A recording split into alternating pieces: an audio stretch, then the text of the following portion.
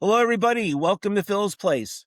I have a very close friend from college, from our days at St. Vincent College, on as a guest. His name is Dr. Jim Croushore. He has his Doctor of Education from Creighton University.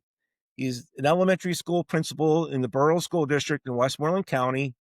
He's also a performance coach and mental health resiliency trainer, um, with a background in high school golf as a coach. And Jim, you're also involved with the Western Pennsylvania Golf Association. I used to be the chairperson of the WPIL Golf Committee, um, but I resigned a couple of years ago, Okay, and I really enjoyed the work, but I'll be honest with you, I resigned to focus a little bit more on my career as a principal. It's real tough to be an administrator and somebody who runs high school golf tournaments. It's a right. lot of time.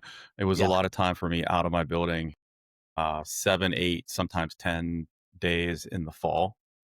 So it was a lot. It was just really tough for me to manage to be the principal I needed to be, and also to be the person that they needed to run golf tournaments. So I resigned and just wanted to focus on you know being the best principal I could be.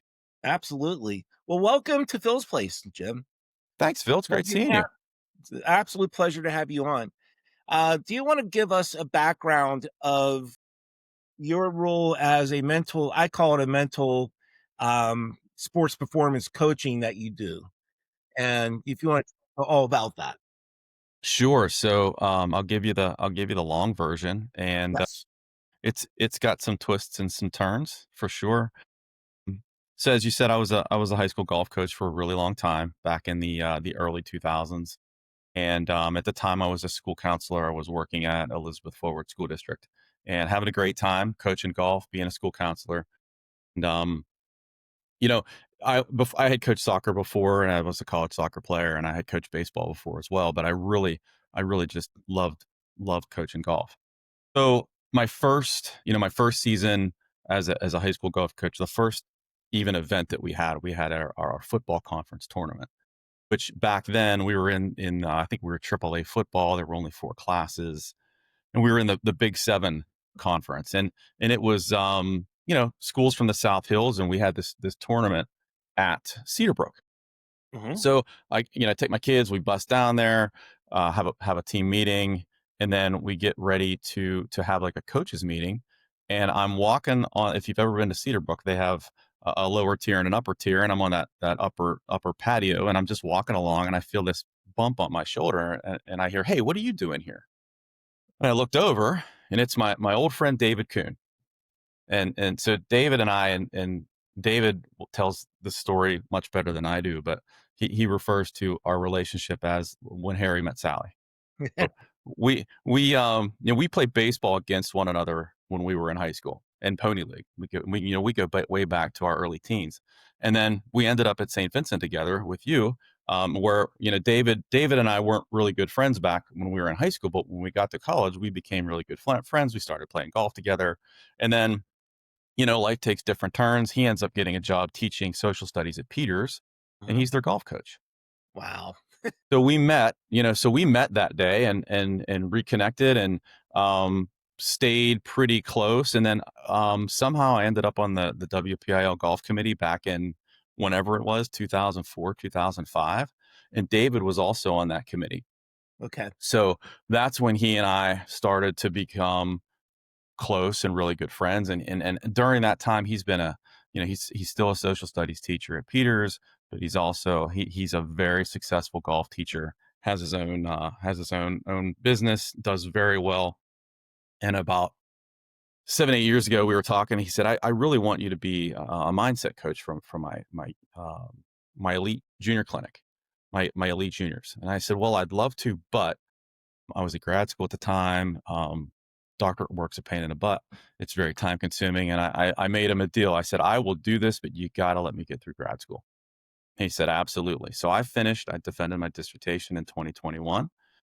And he and I started doing this in 2022, like in the spring. So I do for his kiddos that are in his elite junior clinic. We run a January to April or May. I'll do in-person sessions, sometimes online sessions. He has a teaching facility off of his home Okay. where he has 2 bays, he also has a putting room. So I literally turn that into a classroom when I have my clinic, when I Right. do my mindset work. That is so And, cool. yeah, and it's awesome, and it's like a perfect setup for me too. Other than I live on the other side of the city, but, his kids are the kids that are in the program, they're all close. We meet on Sunday nights. I'll usually run 2 sessions on a Sunday, and then, I might not come back for 3, 4 weeks. Right. So I'll run a session, give them a little bit of homework, and then we reconnect in a month. And, so I've been doing that, like I said, since 2022, um, and making some revisions and iterations along the way. I've learned a lot for sure, just from doing, but also from a lot of the reading that I've been doing and a lot of the additional work that I've put into with the fitness and resiliency trainer program that I was in. And actually, just in the last month, you and I haven't talked about this, that I just signed up to be a um, master coach through Flow Code, which is a program it's founded by Dr. Rick Sessinghaus, who is a PGA professional, but is also a psychologist.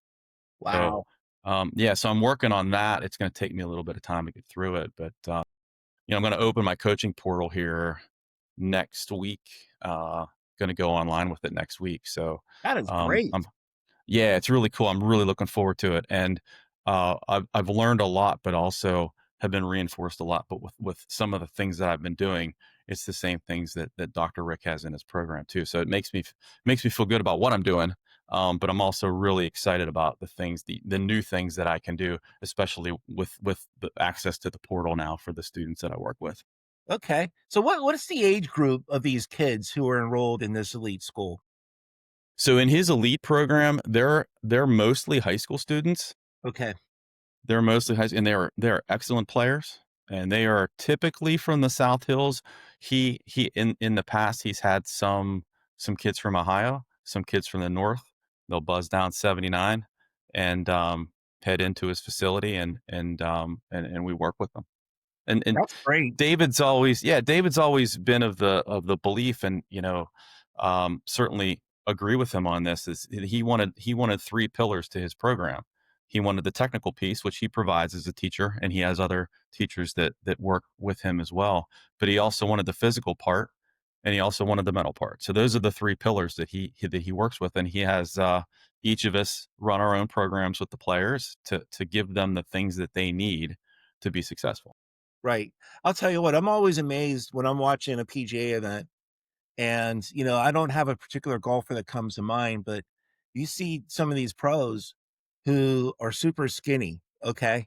But yet they're crushing a golf ball 300 plus yards, Right, right. and I know a lot of it's muscle memory, but to me, it's almost like you have this robotic mindset Mhm. of how the body movement, everything from your entire body to handling the club and the swing of the club and how fast that is, you know, um, that whole entire movement from the time that your club is lined up to the ball until you're into your backswing and the contact of the ball. Did I mean, what are the concepts? What are the actual teaching parts of that type of to get to that type of swing? You mean the technical piece Yeah, for, everything. It just um, it's it's rotation, hand position, and if Dave is watching this, because he's gonna be upset because 'cause I'm not using the terminology that he uses in his, Lynn Blake teaching certification class that I took, but, yeah, it's mostly about rotation and building speed that way. Um, right, if he does this when he teaches his class, when he teaches his Lynn Blake class, think of think of the teacups, right, at Kennywood, okay? yeah, So you're on the teacups, and the teacups are spinning around, a central location in the middle, right? And you're going straight, going straight, and then you begin to turn, and there's just a tiny little turn at the end of the that centerpiece, right? But when you're out far from there, that turns really fast. right. right? So Right. think of the club heads away from your body. And when you begin to rotate, you're rotating your torso, but Yep. that club's following, and that's where That's you generate your speed. yeah. It's Right. not from your arms, No. it's from your torso. It's the turn that creates the speed. And what it comes down to is just practice, practice, practice, time commitment, in order to have that down. Mhm. And we're just talking about driving a golf ball from a tee box. You know, Sure. there's you got the other clubs in the bag that you're teaching that the students have to learn. And Right. you know, putting, chipping, getting out of the sands, your ups and downs from the sand. I mean, there is such a complicated sport. People who are non-golfers that might watch it casually, yeah, the pros make it look easy, but oh my gosh, I mean, what's the typical age of a student who's started golfing? Like, did they start at the age of 10? Did they start at the age of 7? Did they I guess it would vary. Yeah, these players typically start when they're younger. Right. Now he will have some that start a little bit later.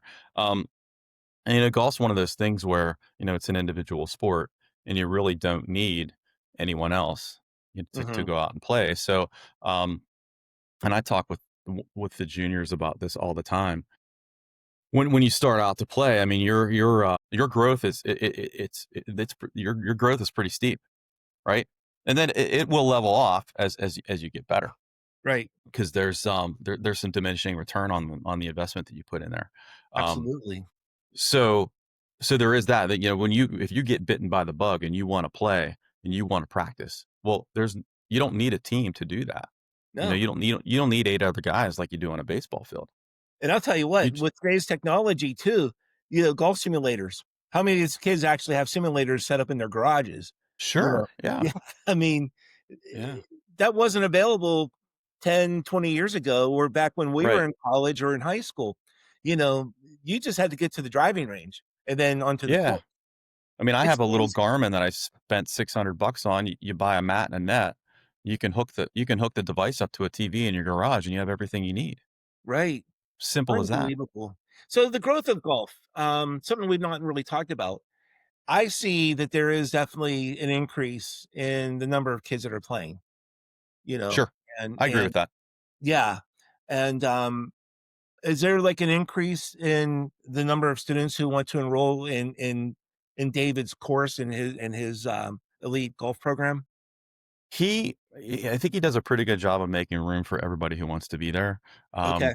He works with a lot of kids, and that's a good thing. And he's in the South Hills, and it's a lot more populated than, say, southern Westmoreland County, right? Right. So he there are kids there. Golf is super popular right now, Numerous and clubs down there too. Right. there are some really nice ones. And so yeah, he has a good bit of kids that he works with, and I know he does a pretty good job of not turning people away if they really want to be there. Okay. That's wonderful. That's great. Okay, so you mentioned literature, and we talked about this before. You recommended a book to me that I read. I'm gonna pull it up. What Happened to You? Right. And how does this book, when it comes, I was more into the resiliency part of this book than anything else. So Hmm. how would a book like this actually relate to your teaching and how the your students and your golfers use this resiliency as part of the mental part of their golf game? Sure. So, um, if you asked me this question probably 18 months ago, I would have given you a completely different answer, Okay. for sure. So, but this, I've used this book, um, as a principal. I've used this book as a trauma informed teaching practices trainer. Right. I've used it a ton as with mental fitness and resiliency as well. So, I don't know I think I think it's chapter 4, where Dr. Perry. So for those of you who don't know what Phil and I are talking about, so this book, What Happened to You, was written by um, Dr. Bruce Perry. There it is, and Oprah Winfrey. Right. And so, um, and it's about trauma, and And the one of the biggest takeaways from the book is rather than, you know, rather than seeing whether it's a child or an adult with behavior that is less than desirable, in years past, we would say, "What is wrong with them?" Right. Well, the book is called "What Happened to You" for a reason, and they want, and we all should think about what happened to that person to contribute to them acting that way rather than what is wrong with them. So, Right. we all like, and Mike Tomlin says this in his press conferences all the time. We all have our warts, right? We all have our issues that we have, and some of us do a better job of overcoming those. Right. So, Right. but I was going, well, where I was going on my tangent there. Chapter 4 talks about is Dr. Perry's the neurosequential framework, which is regulate, relate, and reason. Hmm. So what I do with a lot of my golfers is I teach them self-regulation strategies, because what ends up happening on the golf course, if things don't go our way, what ends up happening, right? Sometimes we get emotional about a bad shot. Sometimes we get emotional about something that was just bad luck. Things happen out there that we have no control over 'em. Right. Of course. And but how we react to that is what's most important. So that the regulate, relate, and reason, that neurosequential framework is key. So we can't um we can't begin to reason about what happened on the golf course if we're not if our emotions aren't regulated. So that's the first step. So Right. that's when I go over with players about, okay, breathing exercises. Not just, you're not just doing box breathing when things go bad. You're doing that all the time so that your body feels accustomed to that. And then when you focus on that breathing and you're exhaling more than you're inhaling, you can stimulate your parasympathetic nervous system to slow that down, right? You, Right. you you can you can calm yourself down a lot quicker than if you're breathing heavy, if you're angry at the world, you're muttering to yourself, all of those things, right? So like you can't begin to reason until you're regulated. All right. So you get to that regulation piece, and then you begin you know, to connect some dots and relate a little bit about what happened, why it happened. And then eventually you can reason through it and be able to move on. So that in a nutshell is really what I've been working with a lot of my players on really over the last 2 years. And how do they take to that? Um, I'll be honest with you, probably 60% of them absolutely dig it. Okay, good. They Good. do. There are some folks that I can see that they're looking at me with the skeptic eye. But what I what I really took to doing last year in my in-person sessions is doing the breathing exercises with them. Right. Doing a grounding exercise with them to help them understand that, if you have some nerves walking to the first tee and you have 5 minutes, you don't want to continue to ruminate about how nervous you are. But what you can do is you can go sit down on a bench. Right, you can do a grounding exercise, start with your feet, just wiggle your toes, start to feel and work your way up into your knees, and how your backside feels on the bench, and try to work out the tightness in your back. And while you're doing that, breathing, whether it's, you're doing the box breathing, or you're inhaling for 4 seconds, holding for 1, exhaling for 5, because again, you wanna exhale or hold more than you're breathing in, Mhm. and Kinda like a use meditation that. type of breathing? It's just intentional breath work. It's not Okay. quite meditation yet, just Okay. intentional breath work. So, yeah, use that 5 minutes a lot more productively than thinking about how nervous you are. Right. And then after you do that, you get yourself calmed down, then you can start thinking about, "Okay, what's my process for when I get to the first tee?" And then you Focus work part of it. on. The Yeah, focus. then you really, what you do while you're doing that exercise is you're refocusing yourself so that you can get yourself to a place where you're comfortable walking to that first tee and just focusing on golf rather than, you know, whatever else that your mind was on 5, 10 minutes ago that was causing you to feel that anxiety and nervousness. Right. Right. Well, adults most adults, when they golf, they're in a golf league, or, this happens to me all the time. I think I have my phone is off, but I always have mine on vibrate. yeah, mine is too, but It's actually coming from the MacBook. Oh, That- oh, that'll that'll be taken out. It doesn't matter. It's always an interruption. But anyway, where I was going is, um, when adults are golfing, okay, in golf leagues, men, women, they're some of them are going out just to have fun. Some of them are competitive. Um, when you probably do a lot of competitive golf aside from like maybe just being in an outing, you're out with your friends in your foursome, just going to have a good time. Do you actually talk to your friends that you golf with about these techniques? If they're saying, I can't control my swing. I don't know what I'm doing wrong. This is like me talking because I do this all the time. Why do I lift my head all the time? hmm Do you just pull them aside and say, hey, this is what you need to do. Just, you ever find yourself doing that with your friends on a golf course? only if they ask. Okay. Only Yeah. I don't usually offer. And Nothing I don't unsolicited.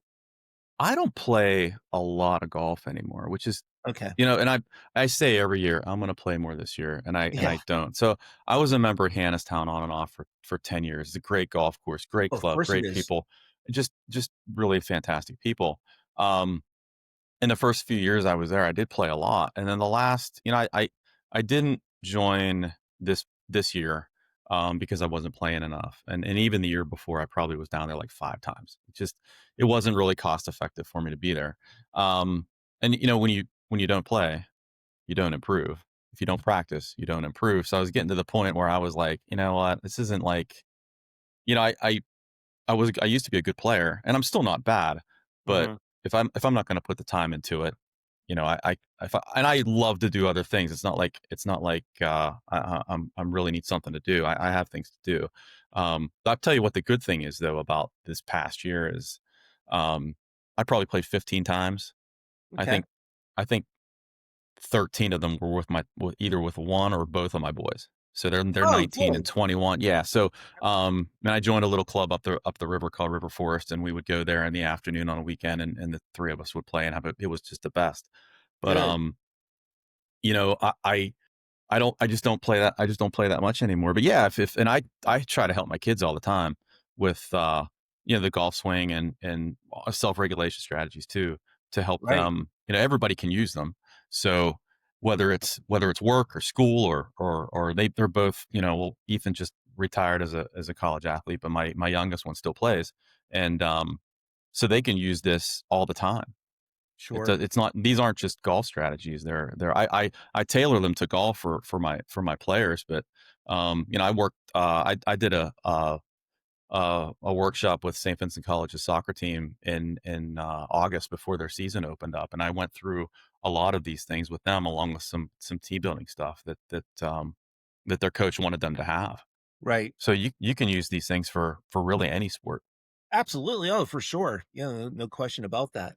Um, hmm and I have so many questions, Jim, about the mental part of not just golf or any other sport, but these can be applied at home. These can be applied at work. These can be applied to taking on a chore that you've never done before, a project you've never done before, Sure. because the human brain is just so complicated.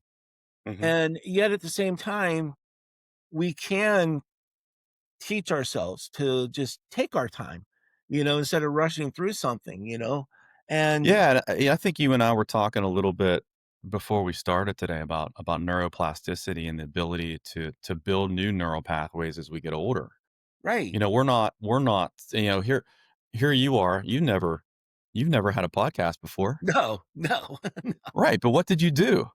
You did a little bit of research. right, You learned how you got some software. You learned what you needed to do, and here you are. right.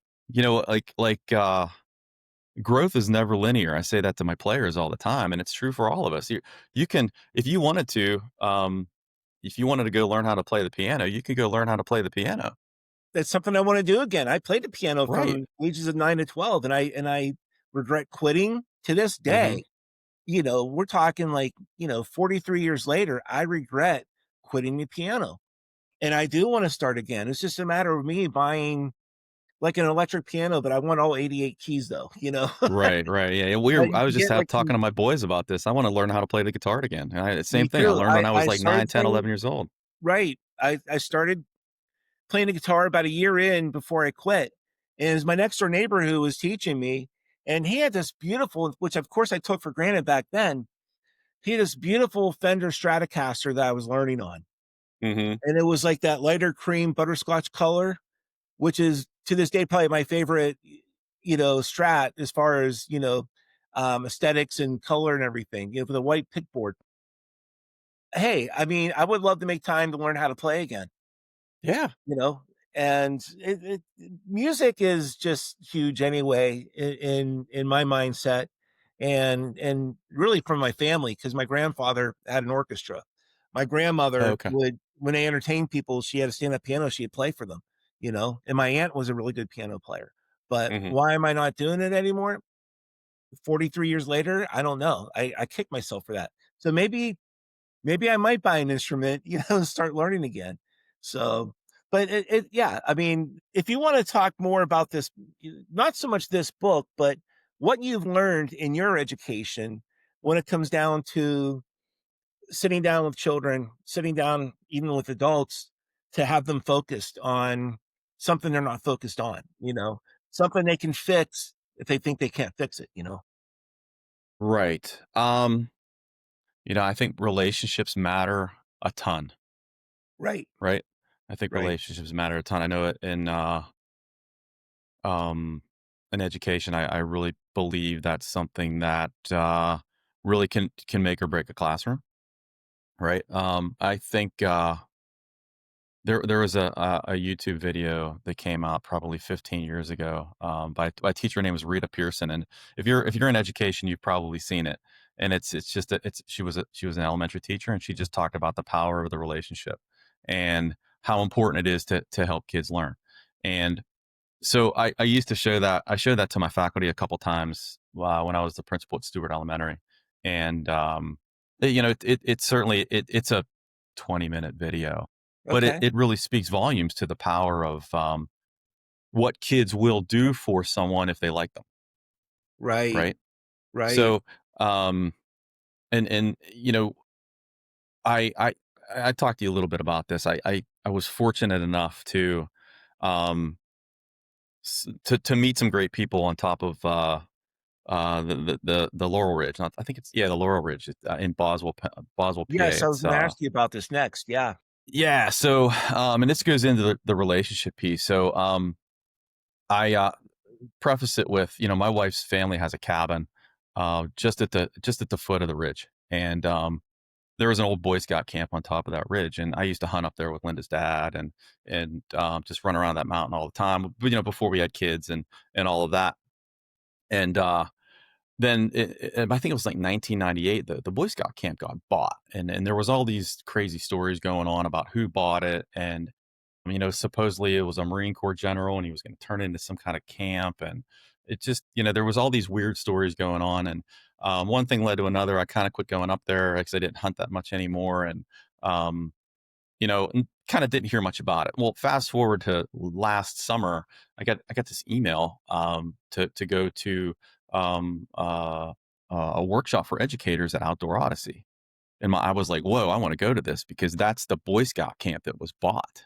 Right, by the right, general." So I was like, "I got to go to this." Well, long story short, they overbooked it. I wasn't able to go. No okay, biggie. I was bummed, but it was fine. It was like a 2-night, 3-day mental fitness and resiliency program for educators. mhm, So didn't think anything of it, and then right, like last October, I got an email from someone that I work with about, hey, they want someone from our school to go up. I can't go. Are you interested? And I said, absolutely. So what I ended up doing is I went up to the program. So it was bought by a general. His name's General Tom Jones. He is a retired Marine Corps general, and he bought the Outdoor Odyssey. They bought the Boy Scout camp, turned it into Outdoor Odyssey because he wanted to turn it into a youth camp because had adults that changed his life when he was younger, and it's always been his dream to do the same thing. So that's why he bought this Boy Scout camp and he turned it into Outdoor Odyssey, and it's been serving as a summer program leadership camp for youth for probably since 1998 when he bought it. Right. Okay. So he did some renovation work on the buildings up there, and he has turned it into a youth camp, and it's hugely successful.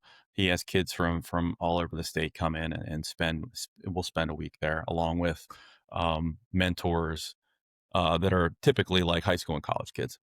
Okay. So Great. I went up there for a day, and I want. He also runs week long workshops for veterans, typically Marines, but that you could be from any branch of the service.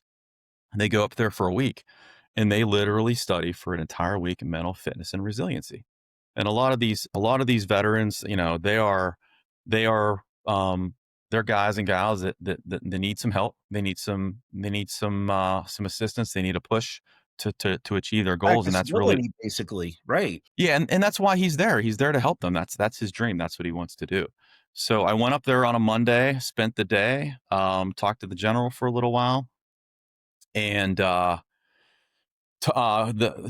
Ken Bissell, who's the superintendent of Greensburg Salem High School, is the person that had got me up there. I spent the day talking to Ken a little bit, and I said to him at one point, I said I'd love to come up here for the week if I could.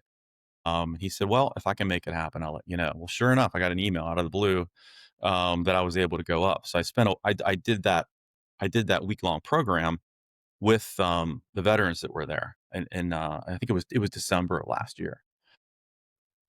I tell all that entire story going back to the relationship piece and why that's so important. And one of the things that General Jones says, um, and when he talks about leadership, is that if people don't feel it, you're not leading them.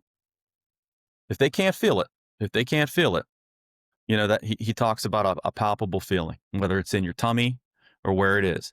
Um, if they don't feel it, you don't have it. Wow. So, you know, if a student walks into a classroom, typically they feel it, right?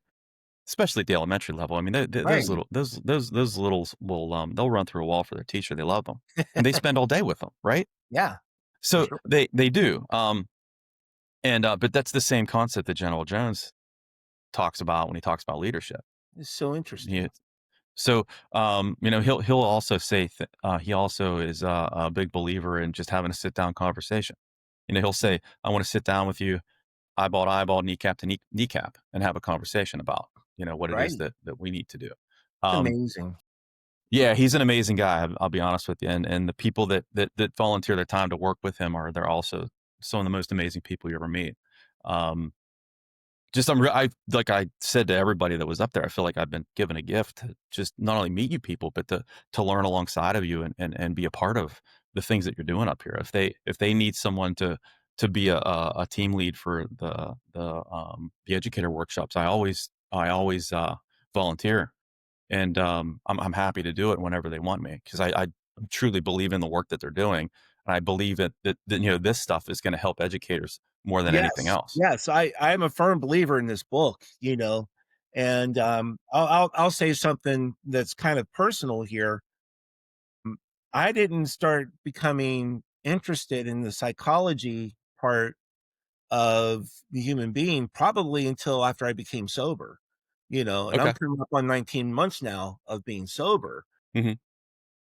It just sobriety has opened up this whole new mindset and all these new interests. There's no, like you talked about me starting a podcast. There's no way I would have been able to do a podcast and do all the research and buy. I'm not even close to buying the equipment I want yet, but if I was still drinking, there's no way I become more interested in the human brain and the psychology of what we do when I was still drinking. Mhm. So and I feel like I'm still catching up to a certain degree, and, that's why this topic is so interesting, and when he reached out to me to talk about this, I'm like, "Heck yeah, we gotta do this," Right, you right, know? right. So, I think when you talk about trauma, resiliency, and healing, this is a perfect book for somebody like me who went through all these trials and tribulations, of getting to where I wanna be today, you know? Mhm. And, and I think there's a lot of other people out there who would definitely relish from having this book in their hands and to read it. There's so much to learn from this book, and it applies to everybody, not just in the sports world. not just in schools, but everywhere, everybody.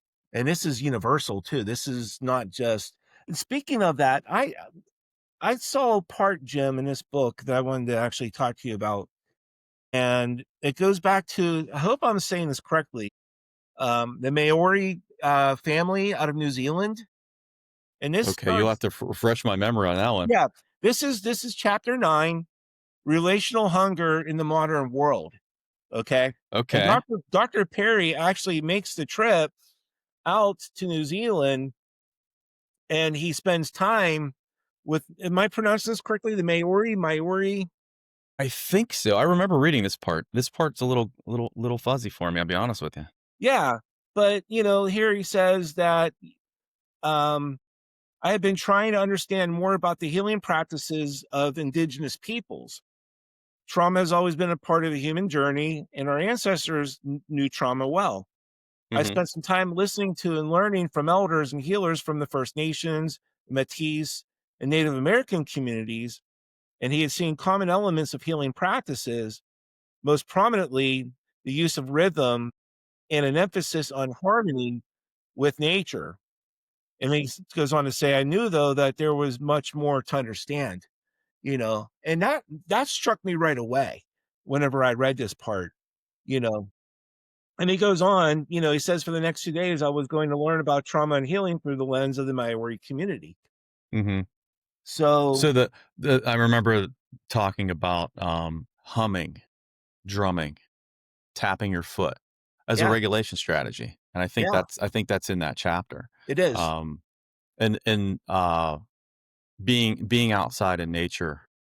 There's a great book called Nature Fix, Right. and, it talks all about the healing properties of nature, and, how just, being outside, being intentional about your breath, intentional about your thoughts, and it's as simple as just going and taking a walk in a park, right? Or Absolutely. or some other green space, Right. and even, depending on where you're living, it might just be around your neighborhood, Yeah. but Well, allowing yourself to do that in our when old when you when neighborhood, you need it.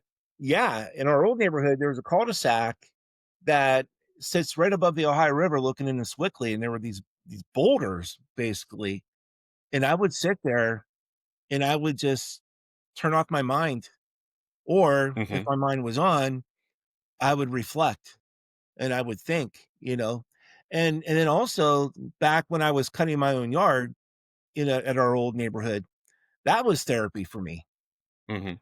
It really was, because we had this elevated backyard, and way in the back where the shed was, that was like a place for me to just think and to basically just reboot, Right, right, and right.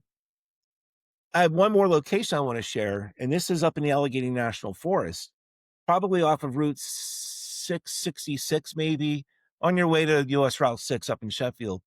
You have all these tributaries that lead to the Allegheny. And I found a spot where I would sit and do the same thing. And that was my favorite place to actually meditate and to think and to reboot. Here we go again, toll free call. This, you won't hear these, when I do all the editing. But anyway, can you maybe talk about that with your training and the importance of spending time to yourself, giving yourself that moment that we all need, um, basically each day of the week, every day of our Yeah, lives. life comes at you pretty fast. Right.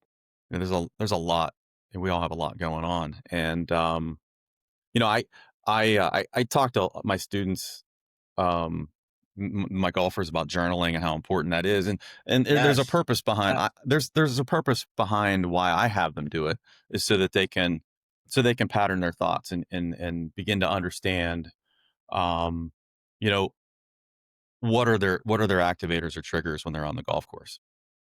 What are their activators or triggers when they're in the classroom?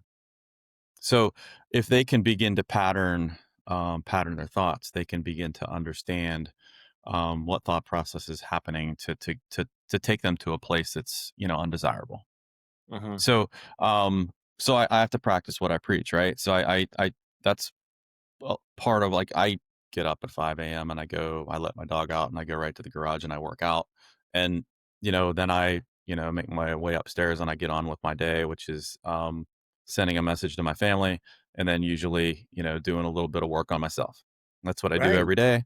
right. Even like really like even on the weekends, unless we have something like I gotta be up and moving and gonzo really early. So I try to do that every day. So yeah, that time to yourself is like, it's super, super important.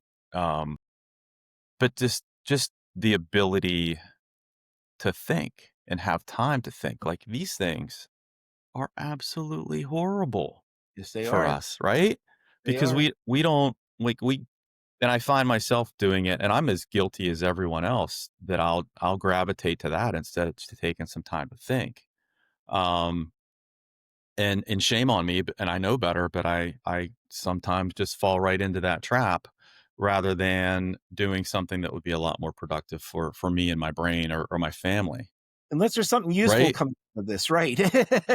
Sometimes there is, but Right. there are apps and things that you can download that can keep you from, getting sucked into the social media that's, designed to suck you in. I mean, that's the whole purpose for it, is to keep you focused and give you some dopamine hits. But you're talking about being outside, and I one of the coolest things that I got to do um, in my adult life was not this past spring, but the spring before. Is me and my buddy Tim and his two daughters and his daughter's friend. We rode our bicycles from Pittsburgh to DC. On that So we trail, did that. yes. Right. Yeah, so we did the Gap and the C&O, Mhm. Canal Trail, and we did it over 7 days. So we left on a Saturday. Actually, it's probably 7 night, and we left on a Saturday from Pittsburgh, and, some nights we camped out in a tent. There were nights where we went to a bed and breakfast. We went to a couple of motels that were, cheap, but, it had a tub and a roof over our head, and we got down into DC on Saturday and rode the train home, which was awesome. That is super cool. Yeah, and it was certainly a test of resilience. I mean, there was a lot of things that happened along the way. Uh, you run out of water, you run out of food, you're gone for a week, so you're packing all kinds of stuff. You're pedaling uphill for what seems like 3 days, which literally it was 3 days. By the time we got to the top and we headed down, to the Savage Mountain, we headed down into towards Frostburg and Cumberland. But Okay. it was tough. It was tough. But, when I was do when you're there, when I was at the bike shop getting some things and I was talking to the fella at Pro Bike and Run and what I was doing and what we were doing, and he said, "You're gonna love it." He said, "The first 2 days are you're gonna kinda decompress a little bit. Uh-huh. You're still gonna think about work and what you're doing or what you're missing and other things." And he said, "After day 2, all you're gonna think about is pedaling, and it's the best thing ever." That makes And he was sense. spot on. He was spot Yeah. on. Like, after day 2, I did not care about what was going on, Wow, good you for know? you. I Was that just everybody else just too? Tim and his daughters and I can't speak for them, because literally I was like it was Tim and his family, and I was kinda, like, there too, helping Tim out with his family. But, I think, if I had my kids, I might have thought differently, because I, wanted to make sure that they were okay. But it was really like, I was just kind of keeping after myself at that point. But yeah, it oh, was sure, yeah. having an opportunity Amazing. to just pedal and think and see things that I never would have a chance to see. My nephew and his girlfriend actually did most of the Appalachian Trail.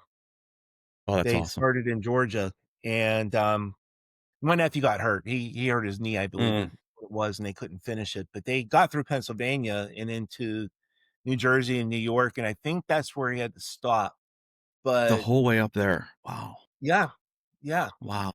and to me, that's one of the most to like, such an individual accomplishment to do that entire trail because it takes you up into Maine, you know, Yeah. and you think about the miles that you do on that, and yeah, they would maybe camp, pitch a tent, and they would maybe stay at a motel just like what you did, Hmm. with the bike ride, and but it builds up so much mentally, aside from the physical part, and those are the things I wish I would have done, when I was younger. I don't see myself doing that today. Well, maybe not. I don't know. Nothing like the Mhm. Appalachian Trail, or even that the trail that you guys did from Pittsburgh to DC. But um, I think as we get older, and it's kind of weird that we're talking about this being in our age, going back to when we first met, we didn't care about that stuff back then, but we I think we have to find ways to keep ourselves mentally, um what's the word I want to use here? Just to be on, Yeah, sharp, right? You wanna be sharp. sharp, and that comes from the physical and into the mental, or even vice versa, you know. And I think this is such a good episode that we're talking about these types of things, because there are going to be people older than us that are going to be watching us, you know, and I hope there's going to be younger people that are watching this that would learn from this conversation and learn from you specifically, Jim. Do you think people will know that we're mid-50s and not mid-30s? Do you think people will know Oh, that? hey, we're mid 50s. Let's just say it right now, we're mid 50s, but we met when we were 19, 20, or whatever the age was, Yeah. and one of the guy that was best man at my wedding, Jimmy Christ, he made a point about 6 months ago or a year ago to basically what I just said, that when we're in our teens, when we're in our 20s, our priorities were so different. You know, you're talking about wanting to Surely, meet, yeah. talking about the next party you're going to go to. You're talking about on a Friday night, where am I going to meet my friends after I'm done working, stuff Mhm. like that. And here we are, 10 years or whatever from retirement age. And, how are we going to survive after that? What are we doing about our health to make it to um, the average life expectancy, Right. whatever that case is. And but it's gone so fast. And you said it earlier, life moves very fast, Yeah, you it know. does. It moves at you It quick. does, it does. And it's not just this book, but there's many other books that can help us realize what our next goals are, our future goals Mhm. are, Yeah, becoming I think goal setting, goal setting, it's one of those, like, I know there's a lot of people, and I used to be this way too. I would, I'd set a goal and I would just, I would just wouldn't follow through. Simple as that. right, I right. something would happen, and I would just, lose focus or whatever, and not go back to it. And I don't know, I know a lot about goal setting. I know a lot about why we stick to them and why we don't now.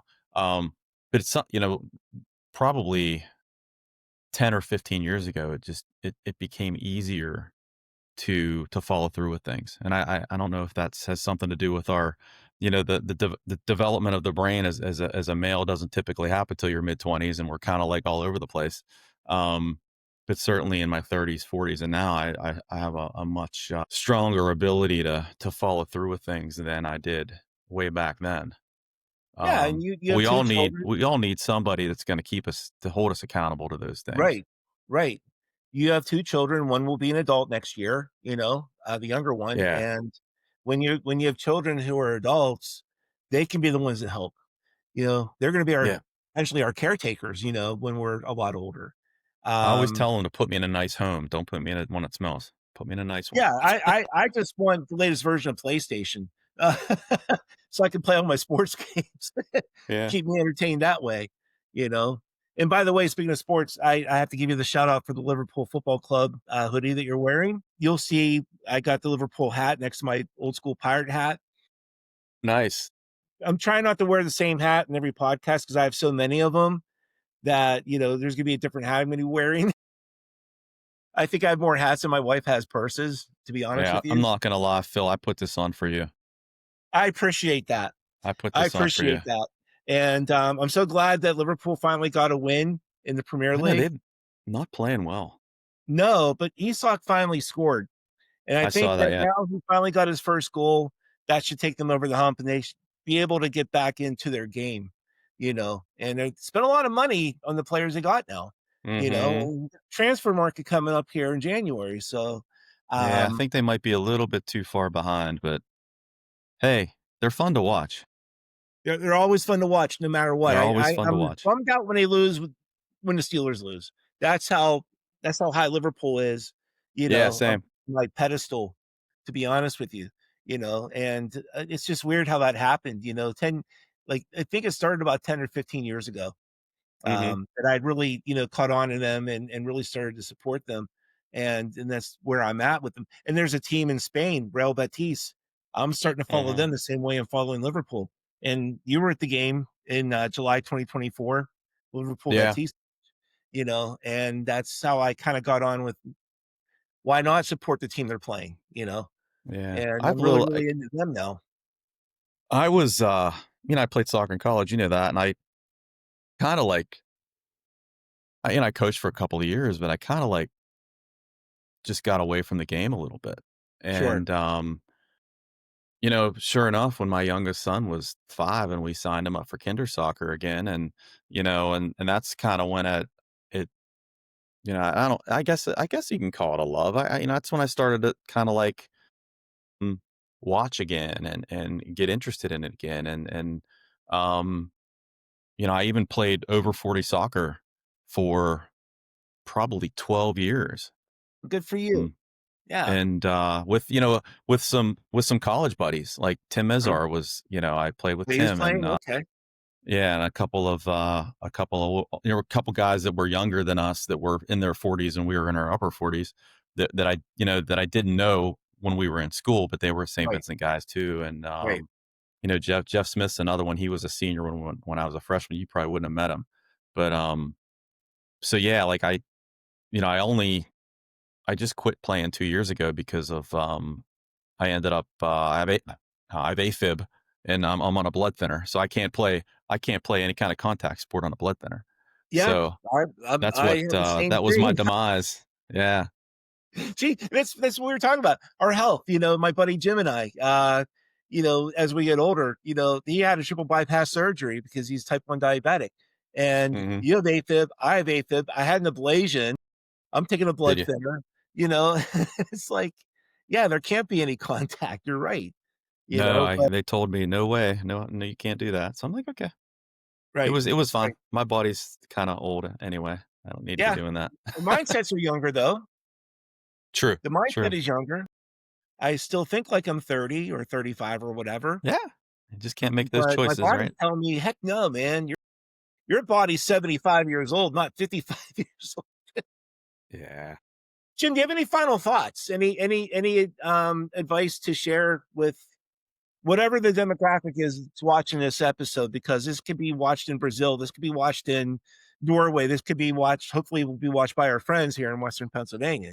So, Yeah, hopefully. I mean, I say this to people a lot, and, I believe it, and we touched on this a little bit earlier, and I don't know if it's a Chinese proverb or a Japanese proverb, but the best time to plant a tree was 20 years ago, but the second best time is now, right? So right.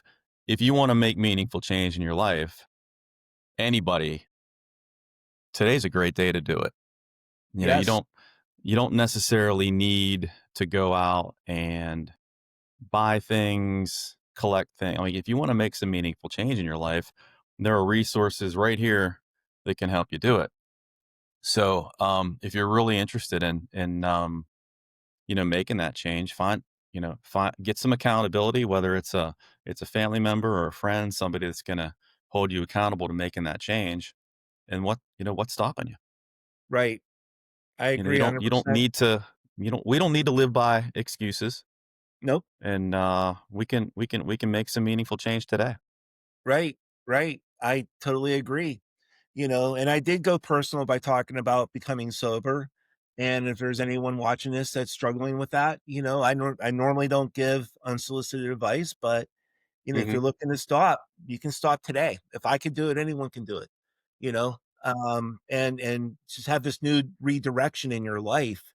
Because even though we're past the hump of living our lives, life expectancy, there's still a lot of life to live. There's still places to go, Sure. places to see, there's still some old friends you haven't seen in 15, 20 years that you should go see, you know, or pick up a new hobby, like you said, start playing guitar again, start playing piano again. Yeah. Whatever There are interests you, podcasts to host, man. podcasts, but Yeah. anything that interests or piques your mind, and it's going to be therapeutic, it's going to be healthy, and you're going to gain from it personally, or maybe others will gain from it with you. Go and do it, man. Right. I agree with you 100%. No, Yep. there's nothing holding it back. No. Get after it today. Yeah. Well, Jim, I cannot thank you enough for coming on. Phil, I thank you. This is awesome. I love This was spending great. some time with you. Yes, and hopefully we'll see each other in person. If you need an extra person to golf, and you can go over these exercises with me before we tee off, tingling the Right. toes, because what you don't want me to do is hear me scream an F word, and No, that's bad news. throw my driver into the pond or whatever. You'd be I've never done completely that anyway. dysregulated. Right, elated. But what I've learned though is I'm not in the PGA. I will never be in now the senior PGA, Right. and I never put the time in to be a good golfer, so I accept how I golf, and Sure. as Yeah, long as that's I'm having important. a good time, and I do love being on a golf course, that alone is therapeutic for me, and, let's make it happen, Jim. You betcha. Sounds like a great idea. Yep, okay. Well, again, Jim, thank you very much, and, we'll definitely be in touch. This was a great episode. Thanks, Phil. Yep, have a nice day, and happy holidays. You too. Alright, bye-bye.